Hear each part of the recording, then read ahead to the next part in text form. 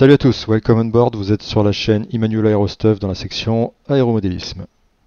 Cette nouvelle vidéo constitue le deuxième épisode de la série consacrée à la remise en état de vol du Puffin, un petit avion RC électrique 2 axes. Cette vidéo comportera deux parties. Une première partie théorique au travers de laquelle je validerai le choix de la motorisation et une seconde partie pratique qui fera état de l'installation du moteur sur la cellule ainsi que d'essais statiques type point fixe et d'essais dynamiques de roulage.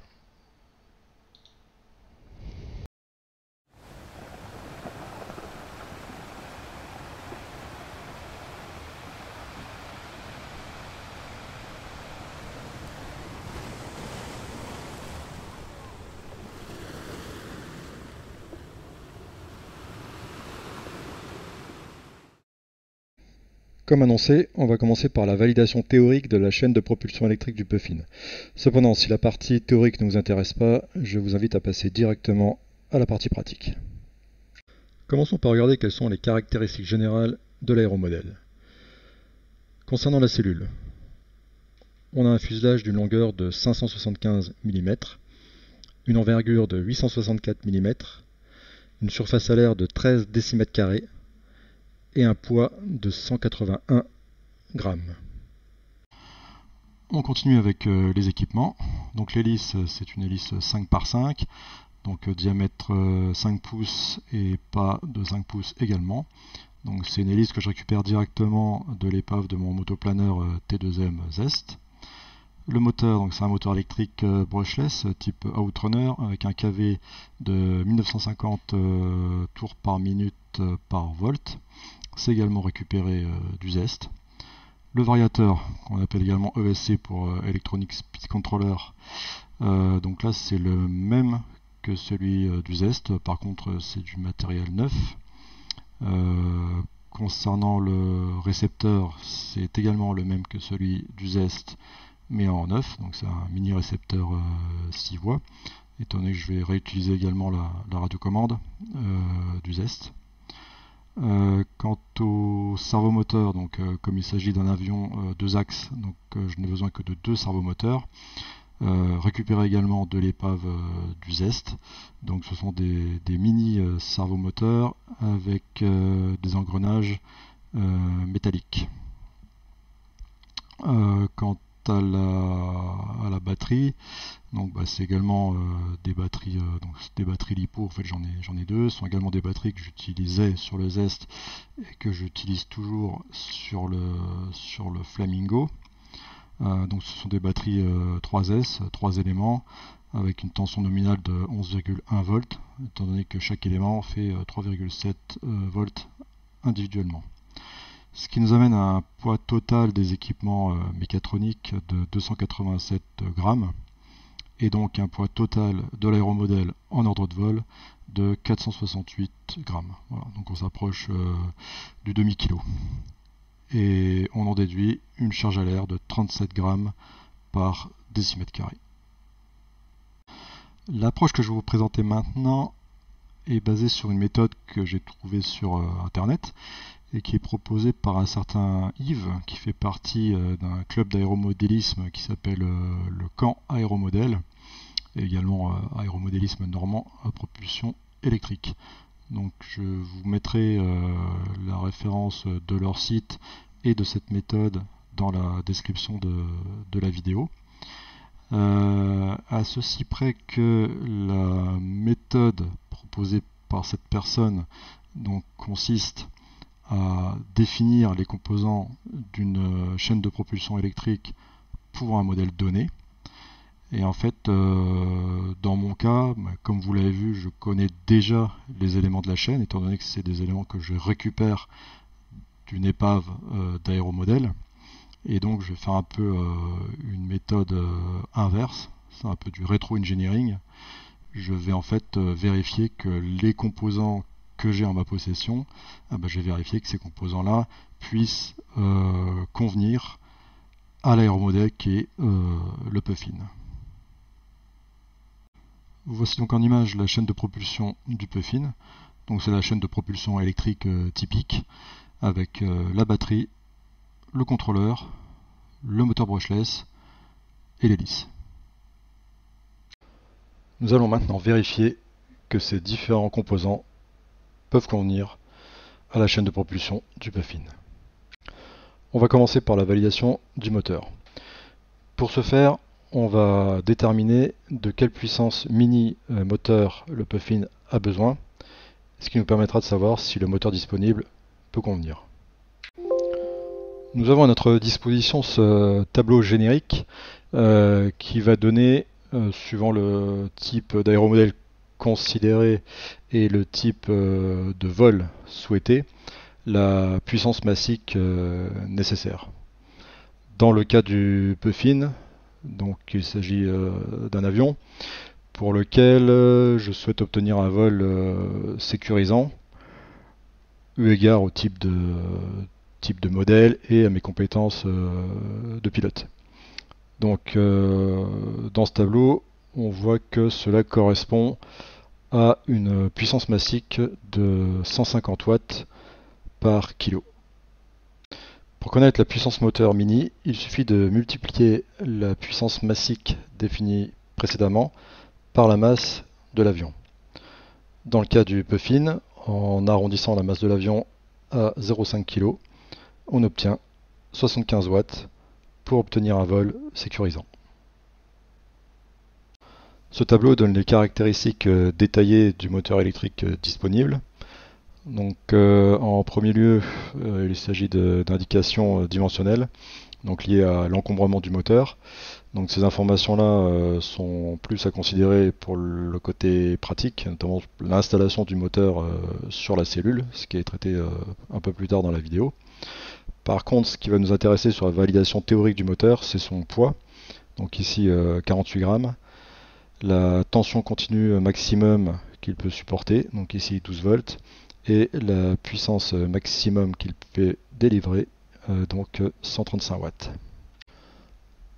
Afin de savoir si ce moteur peut convenir au Puffin, on va regarder 4 critères. Le premier critère concerne la tension continue maxi que peut supporter le moteur. Il faut que cette tension soit supérieure à la tension qui va être délivrée par la batterie. Donc, comme on l'a vu précédemment, le moteur peut supporter une tension continue max de 12 volts et la batterie, quand elle va se décharger, elle va générer une tension de décharge d'environ 10,5 volts. Ces 10,5 volts sont obtenus en considérant 3,5 volts par élément et non pas 3,7, ce qui correspond plutôt à une valeur nominale. Donc ce critère est validé. Ensuite, on va regarder le critère de la puissance. Alors bien sûr, il faut que la puissance maxi délivrée par le moteur soit supérieure à la puissance minimum définie pour l'aéromodèle. Donc ici, on a une puissance max de 135 watts, c'est la puissance maxi que peut délivrer le moteur, et on vise une puissance mini de 75 watts. Ce critère est donc validé. Ensuite, on va regarder un autre critère de puissance qui vise à s'assurer que le moteur n'est pas justement surpuissant, ce qui pourrait poser des problèmes liés à son rendement. Alors le critère, c'est de vérifier que la puissance d'utilisation est supérieure à la puissance maxi divisée par 4. Ici, on va considérer donc la puissance d'utilisation qu'on vise, donc les 75 watts, et la puissance max du moteur divisée par 4, ça fait 34 watts. Donc on a bien la puissance d'utilisation qui est supérieure à la puissance max divisée par 4. Ce critère est donc également validé. Ensuite, on a un critère de poids qui n'est pas un des moindres. Donc là, il est conseillé que le poids du moteur soit inférieur à 1/10 du poids de l'avion en ordre de vol. Donc ici, on a un moteur qui fait 48 grammes. Or, le poids de l'avion en ordre de vol divisé par 10, on obtient 47 grammes. Donc on voit qu'on est un peu limite sur ce critère, mais bon, globalement on est quand même dans une situation acceptable. Donc ce critère est validé avec une petite réserve. Voici maintenant les caractéristiques de la batterie qui sera utilisée pour alimenter ce moteur. Donc c'est une batterie de type LiPo, lithium polymère, constituée de 3 éléments. Elle va donc générer une tension nominale de 11,1 volts, ça correspond à 3,7 volts par élément. Sa capacité est de 1800 mAh, soit 1,8 ampères, et son courant max de décharge est de 45 C. On va voir juste après à quoi ça correspond. A noter que je dispose de deux batteries de ce type, c'est celle qu'on voit sur l'image du dessous. Donc elles sont strictement identiques du point de vue des performances électriques. Par contre, elles ont un dimensionnel un peu différent et en termes de poids, il y en a une qui fait 140 grammes et l'autre qui fait 152 grammes. Alors pour le calcul de la masse de l'avion en ordre de vol, j'ai bien entendu considéré la batterie la plus lourde. Nous allons maintenant effectuer quelques calculs relatifs à la batterie considérée. Dans un premier temps, nous allons calculer le courant maximum que peut générer la batterie. Pour ce faire, on utilise la première formule. Imax batterie, c'est le nombre de C fois la capacité. Donc dans notre cas, 45 fois 1,8. On obtient donc 81 ampères. Ensuite, on va calculer la tension de décharge de la batterie. Donc cette tension, c'est le nombre d'éléments fois la tension de décharge qu'on estime à 3,5 volts, ce qui fait une tension de décharge batterie à 10,5 volts. Puissance max moteur, alors celle-là elle n'est pas calculée, on la connaît, c'est 135 watts. Par contre, on va calculer l'intensité max correspondante, et ça se fait en divisant la puissance maxi par la tension de décharge batterie. Donc dans ce cas, 135 divisé par 10,5, on obtient 13 ampères.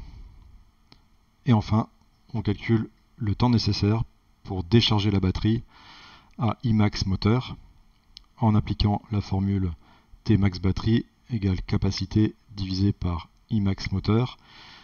Donc le résultat sera en heures, si on prend la capacité en ampères-heure et Imax moteur en ampères, il faudra multiplier par 60 pour obtenir des minutes. Donc là, on a 1,8 divisé par 13 fois 60, ce qui donne 8 minutes. Voilà pour les calculs relatifs à la batterie. Afin de vérifier que cette batterie peut convenir à l'application visée, on va chercher à vérifier 4 critères, dont 3 qui sont liés à la notion d'intensité. Dans un premier temps, on va vérifier que Imax batterie est supérieur à Imax moteur. Donc ça, c'est deux valeurs qu'on a calculées précédemment. Imax batterie, donc l'intensité maxi que peut générer la batterie, c'est 81 ampères, et Imax moteur, donc c'est l'intensité maximum dont va avoir besoin le moteur à sa puissance maxi, c'est 13 ampères. Donc là, on voit que ce critère est parfaitement rempli. Ensuite, on va regarder un second critère qui, lui, est plutôt lié à la limitation de la température de la batterie. On va chercher à éviter sa surchauffe. Pour ça, on va vérifier que Imax moteur, donc toujours les 13 ampères de tout à l'heure, est inférieur à I batterie calculé pour 15 C.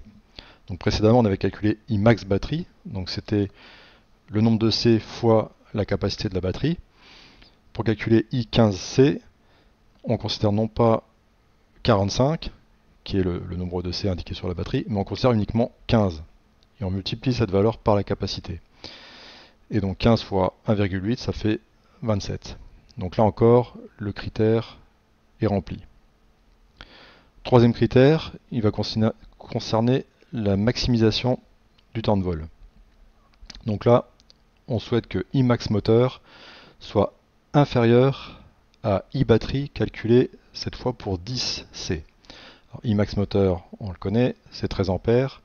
I batterie pour 10 C, donc ça correspond à 10 fois la capacité de la batterie, donc 10 fois 1,8, donc 18 ampères. Là encore, le critère est parfaitement rempli. Ensuite, on a un dernier critère qui est un critère concernant le poids, et donc c'est également un critère très important pour l'avion. Donc il est souhaitable que le poids de la batterie soit inférieur au quart du poids de l'avion en ordre de vol. Donc on a une batterie qui fait 152 grammes, donc j'ai pris la batterie la plus lourde. Et si on considère le poids de l'avion divisé par 4, on est aux environs de 120 grammes. Donc là on voit qu'on est un peu limite, parce que 152 c'est plus grand que 120. Donc on a une batterie qui est probablement un petit peu lourde par rapport à l'application visée, donc par rapport au puffin avec les équipements considérés. Bon, cependant, je considère qu'on est là encore pas dans du rouge, mais plutôt dans un critère acceptable avec une certaine réserve. Donc je valide la batterie. Continuons maintenant avec la validation du contrôleur. Alors, en ce qui concerne le contrôleur, il y a deux critères à vérifier. Le premier concerne la tension. Donc il faut vérifier que la tension max supportable par le contrôleur soit supérieure ou égale à la tension max générée par la batterie. Alors dans le cas de ce contrôleur, en fait il est utilisable soit avec des batteries 2S ou 3S, donc 2 éléments ou 3 éléments. Donc ce qui signifie qu'il peut supporter au mieux 11,1 volts, ce qui correspond à 3 fois 3,7 volts. Et c'est forcément ça correspond à la batterie qu'on souhaite utiliser, parce que c'est bien une batterie à 3 éléments, donc qui délivre 11,1 volts. Si on avait considéré une batterie à 4 éléments, le critère n'aurait pas pu être rempli. Dans un second temps, on va considérer un critère d'intensité. Et là, il faut que l'intensité max supportable par le contrôleur soit supérieure à l'intensité max qui va être utilisée par le moteur. Donc Imax ESC, donc c'est donné par le fabricant, dans ce cas c'est 20 ampères, et l'intensité max au niveau du moteur à sa puissance maxi, et avec la batterie considérée, c'est 13 ampères. Donc là aussi, ce second critère est parfaitement respecté, donc le contrôleur est validé. Dernier élément de la chaîne de propulsion, et non des moindres, l'hélice. Donc ici c'est une hélice de type bipale.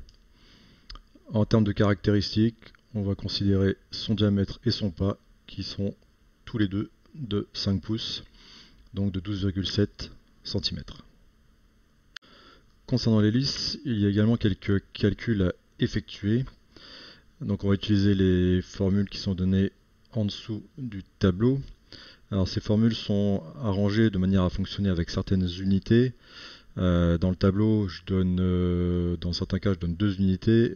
Celles qu'il faut considérer avec ces formules, ce sont les unités dont la ligne est grisée. Alors pour réaliser ces calculs, on va considérer plusieurs paramètres, à commencer par la tension de décharge de la batterie. Donc ça c'est une valeur qu'on connaît déjà et qui est de 10,5 volts, donc pour une batterie 3S. Ensuite on regarde la constante de vitesse moteur nominale, donc ça c'est le fameux kV qui est donné pour chaque moteur. Donc dans ce cas-là c'est 1950 tours par minute par volt.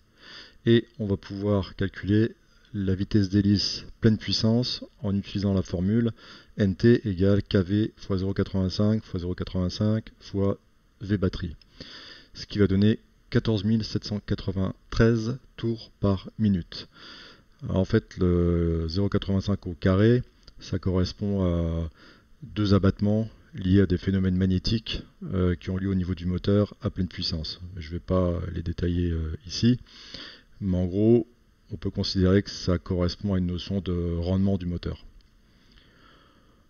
Pour utiliser les formules qui suivent, on va considérer la vitesse d'hélice à pleine puissance en milliers de tours par minute.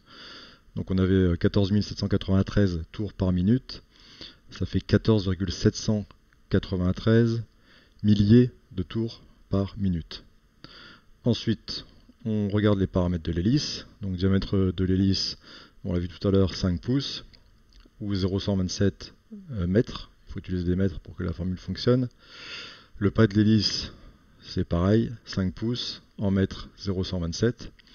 Et là, on va pouvoir calculer la puissance fournie à l'hélice avec la formule pH égale 500 fois diamètre puissance 4 fois le pas fois nt puissance cube avec nt en milliers de tours par minute.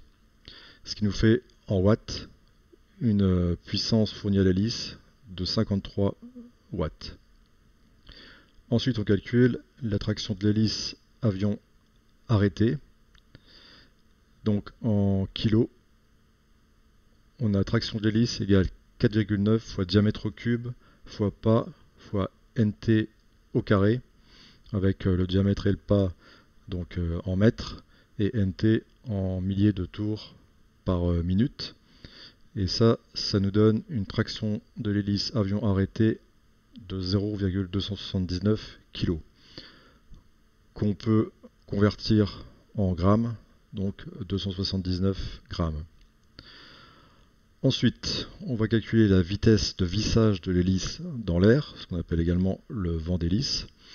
Donc VH en km par heure, on va utiliser la formule VH égale 60 fois pas fois NT, toujours avec le pas en mètres et NT en milliers de tours par minute. Et on obtient une vitesse de vissage de l'hélice dans l'air de 113 km par heure. Et enfin, de cette valeur, on va déduire la vitesse de vol de l'avion en utilisant la formule Vavion égale vent d'hélice fois 0,8. Donc ici, une vitesse avion de 90 km par heure. Pour valider l'hélice, il n'y a qu'un seul critère à regarder. Il faut que TH, donc la traction de l'hélice avion arrêté, soit supérieure au poids de l'avion en ordre de vol divisé par 2. Donc ici, on a TH en grammes qui est de 279 grammes et le poids de l'avion divisé par 2, c'est 240 grammes. Donc là, on a bien TH supérieur à la moitié du poids de l'avion. Donc le critère est parfaitement rempli. Faisons maintenant le bilan des caractéristiques théoriques de l'aéromodèle, donc du Puffin avec les équipements que je souhaite y installer. Donc on a un moteur qui va générer 135 watts au maximum pour un avion dont la masse est de 500 grammes. Donc il a une puissance massique de 270 watts par kilo. Sa vitesse de vol théorique, compte tenu des caractéristiques du moteur et de celle de l'hélice, elle va être de l'ordre de 90 km à l'heure. Si on reprend le tableau de départ, donc moi je visais un vol sécurisant, c'est-à-dire une puissance massique de l'ordre de 150 watts par kilo pour une vitesse de vol de 60 km à l'heure. Et là on s'aperçoit qu'on va avoir une vitesse de vol, encore une fois théorique, de l'ordre de 90 km à l'heure avec une puissance massique supérieure à 250 watts par kilo. Donc en fait on va, en théorie, si on en croit cette approche, on va pas vraiment être dans la zone du vol sécurisant, mais on va être quelque part entre des caractéristiques d'un vol dynamique et des caractéristiques de vol démonstratif. Donc un avion qui va être finalement beaucoup plus rapide et plus nerveux que ce que j'avais anticipé au départ pour ce modèle. Je voudrais revenir aussi sur les deux critères pour lesquels il y a théoriquement une réserve. Donc on a effectivement un moteur qui est un peu plus lourd que ce qui est préconisé par la méthode, et également le poids de la batterie qui est également supérieur à ce qui est conseillé. Donc c'est vrai on va avoir un avion qui est peut-être un petit peu plus lourd que ce qui devrait être.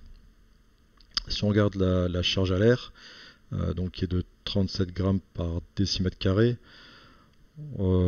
par rapport au repère que moi j'ai de mes autres modèles, donc le Zest, le motoplaneur Zest de T2M, lui il avait une charge à l'air de l'ordre de 26 grammes par décimètre carré, donc effectivement il était plus léger en ordre de vol, donc par rapport à sa surface de voilure. Quant au Gruppner Flamingo Junior, alors lui il est plus vers les 42 grammes par décimètre carré de charge à l'air. Donc ce serait supérieur à ce que je vais avoir pour le Puffin. Donc finalement le Puffin il va se situer à peu près entre le Zest et le Flamingo. Voilà, donc je pense que une charge à l'air de 37 grammes par décimètre carré, c'est pas non plus catastrophique. Après, certes, il est un peu plus lourd, le Puffin, que ce qui est préconisé. C'est principalement du fait de la batterie, c'est pas tellement le moteur. Mais ça lui assure également la puissance qui a été calculée, et également l'autonomie qui a été calculée, soit une durée théorique de vol de l'ordre de 8 minutes. Donc globalement je suis assez confiant finalement de la configuration de ces équipements-là sur l'avion. Et encore une fois, tout ça c'est basé sur de l'empirisme. Certes, ce sont des formules exactes, mais l'approche reste empirique, notamment les valeurs qui sont données dans ce tableau, les valeurs de départ. Ça c'est basé sur l'expérience. Mais globalement, je suis plutôt confiant des résultats de l'approche théorique. Et voilà, ça va nous permettre de passer à la pratique. Et on va voir que, en tout cas actuellement, en tout cas dans le cadre de ce que j'ai pu expérimenter, j'ai l'impression que la pratique valide la théorie. Je vous laisse découvrir ça tout de suite maintenant.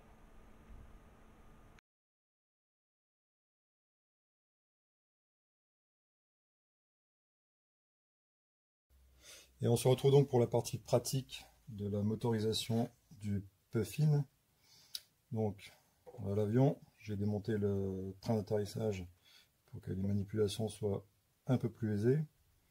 Alors, voici le moteur qu'il va falloir assembler sur l'avion. Au niveau de l'avion, donc on a cette paroi entre la cabine et le moteur. Donc j'ai renforcé la paroi avec une petite pièce de contreplaqué que j'ai centré par rapport au moteur, sachant que on a ensuite le capot qui viendra coiffer la paroi, et donc le moteur ressort par le trou du capot. Voilà côté avion. Côté moteur, donc voici le petit moteur brushless que j'ai récupéré du motoplanner T2M Zest. Donc c'est un petit moteur brushless très compact. Il va faire à peu près 25 mm par 25 mm. Donc j'en ai deux exemplaires. Donc ça c'est vraiment celui qui a passé les 14 mois dehors, mais qui fonctionne encore très bien, comme je l'ai montré dans une vidéo dédiée à ce sujet. Alors, au niveau de l'interface, comment les choses vont se présenter? Eh bien, en fait, le moteur est vendu avec ce type de de croisillon en aluminium. Le croisillon va se fixer à l'arrière du moteur. Et ensuite, il n'y aura plus qu'à fixer le croisillon sur l'avion. Voilà. J'ajouterai simplement que ce moteur est un moteur de type Outrunner. Donc c'est-à-dire que c'est la cage extérieure du moteur qui tourne. Donc voilà. D'où ce type de montage. Voilà. Tout est prêt. Donc j'ai déjà réalisé des avant-trous pour visser le croisillon sur la paroi moteur. Je vais utiliser des vis à bois de 3 mm.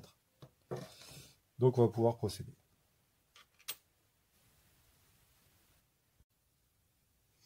Allez, c'est parti. Donc dans un premier temps, je fixe le croisillon en aluminium sur le moteur grâce à des petites vis qui sont fournies dans le kit moteur.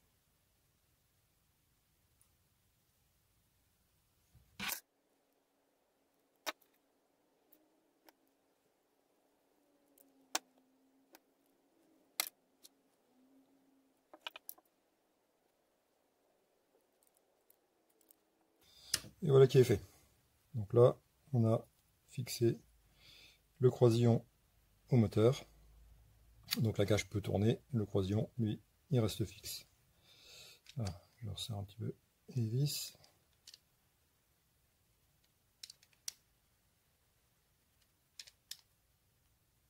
Voilà.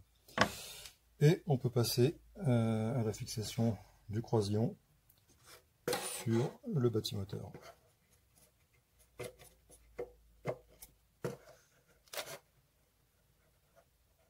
Donc par l'intermédiaire des vis à bois de 3 mm.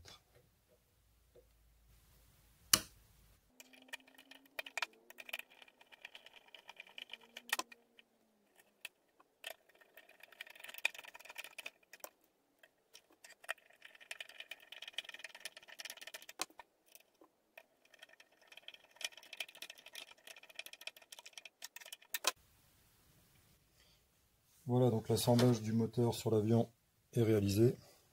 Donc j'avais choisi des vis suffisamment longues pour traverser à la fois la petite platine qui est collée sur la paroi et la paroi.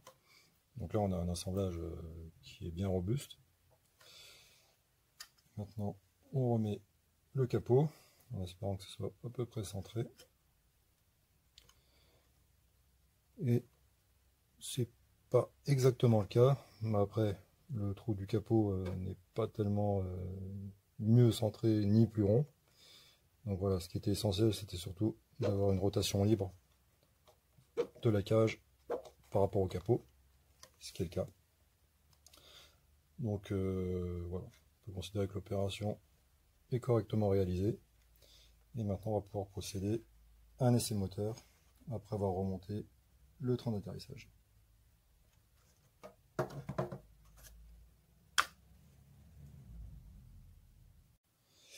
Voilà, donc j'ai remonté le train d'atterrissage, le capot et l'hélice. J'ai rebranché le moteur sur le SC du motoplaneur T2M Zest, donc c'est aussi de la récupération. Le récepteur, c'est aussi celui du Zest. Alors bien sûr, l'idée c'est pas de voler avec, mais on peut faire des petits essais, c'est utile. Donc voilà, donc là tout est prêt pour faire un point fixe. Donc j'ai attaché l'avion parce que forcément il va vouloir avancer. Et voilà, donc là je vais faire tourner le moteur jusqu'à son régime maximum. Et puis je reviendrai à zéro. Allez, c'est parti.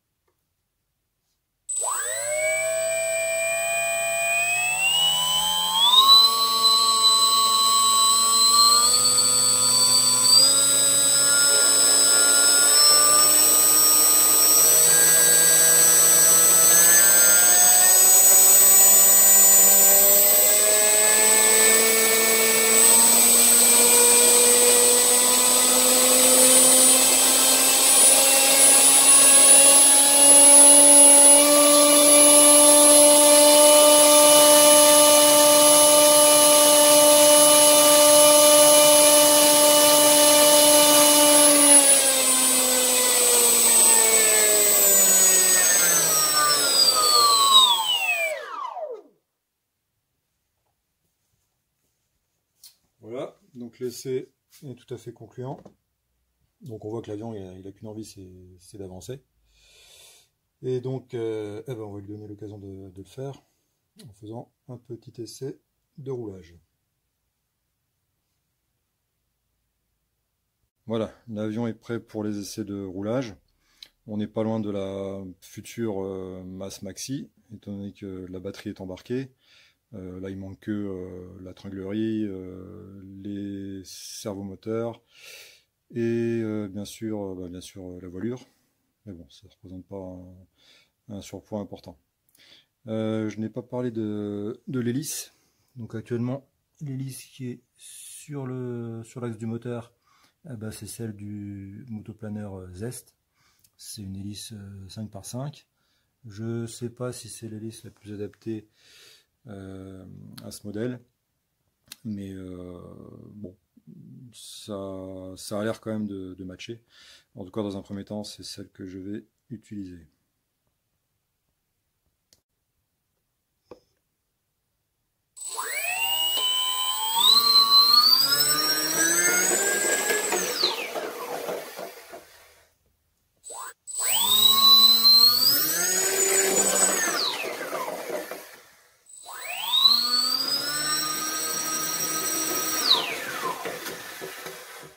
Voilà, les essais de roulage sont terminés. Bon, ils sont plutôt bien passés. Bien sûr, je n'ai jamais été plein gaz, étant donné qu'il n'y a rien pour freiner l'avion. Donc oui, il y a encore une bonne réserve de puissance, mais on voit que le moteur suffit à bien tracter l'avion. Voilà, donc ça c'est plutôt de bon augure pour la suite. Donc pour moi, dans l'état actuel des choses, je valide à la fois le moteur, mais également l'hélice, qui finalement a l'air de faire le job. Alors bien sûr, il faudra voir ça en vol. Nous arrivons au terme de cette vidéo. Donc c'était le second épisode de la remise en état de vol du Puffin. Voilà, j'espère qu'elle vous a plu. Et puis on se retrouve pour la suite. Merci à tous, à bientôt.